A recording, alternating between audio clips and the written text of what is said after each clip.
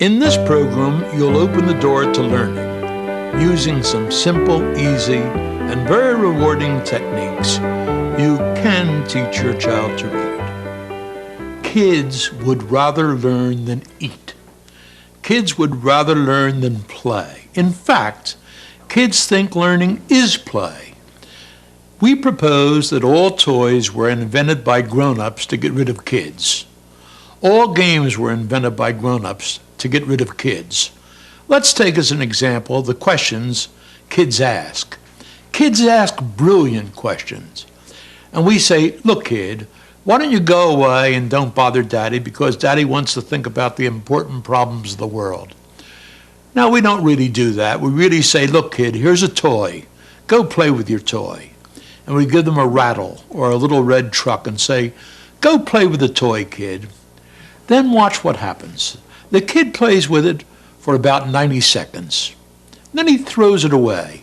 We say, see, little kids, little minds, little brains, little attention span. I'm big. I've got a big body and a big mind and a long attention span. I pray you, do it again and watch what actually happens. There are 5 ways to learn about the world. We can see it, hear it, feel it, taste it, and smell it.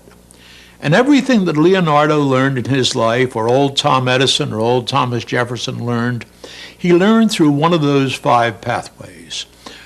The entire back of the brain is made up of those 5 pathways. If you drew a line right up here, everything behind that has to do with incoming information. Everything in front of it has to do with outgoing motor response. Now, give a kid something he hasn't seen before and watch what actually happens. First, he looks at it. That's why toys are made with bright colors. Then he rattles it. That's why toys make noises. Then he feels it. That's why toys don't have sharp edges. Then he tastes it. That's why toys are made with non-poisonous colors. And then, by gosh, he smells it.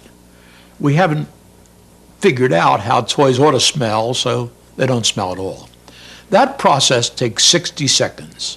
Now he has had 5 laboratory tests available to him.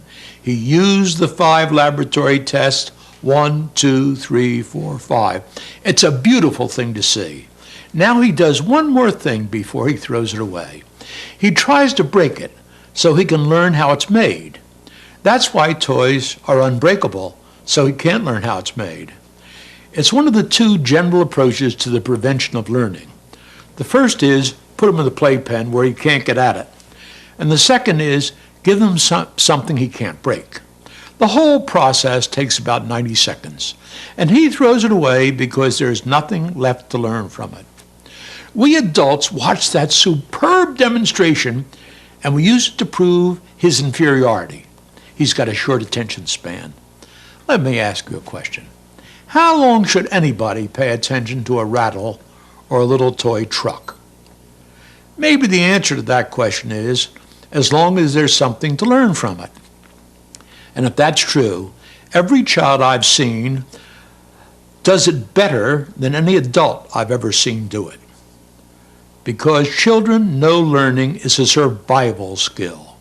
Every child wants to grow up, and he wants to grow up right now. The first part of this is that it's very, very easy. This is an easy process. And it's very easy because, number one, you have the best teacher in the world, mother and or father. You know that on your worst minute of your worst day with your child, you will be your child's best teacher, better than anyone in the whole world. Well, Susie and I know a lot on this subject, and we feel very comfortable with it, but neither of us could teach your child anywhere near as well as you can teach your child. So even on the worst moment of your worst day, you are the top teacher for your child, and on an average day or the best moment of your best day, you are absolutely spectacular because you know your child better than anyone else. And you happen to adore your child. That's the perfect combination for a teacher. If a teacher knows the student inside out and upside down, and if a teacher also happens to adore the student, only good things can come from that. Daddy and Mommy wanted to construct a new house. The tractor dug the foundation. The cement mixer came to pour the foundation. Right. The flatbed truck delivered the wood. Burke enjoyed helping. Soon the house was built. There you go. Now, for you and I went through a school system, or unless you went through a very different school system than the one I went through, you and I went through a school system where the process of learning, which is a natural, happy, and joyous process, was almost immediately tied to the process of testing.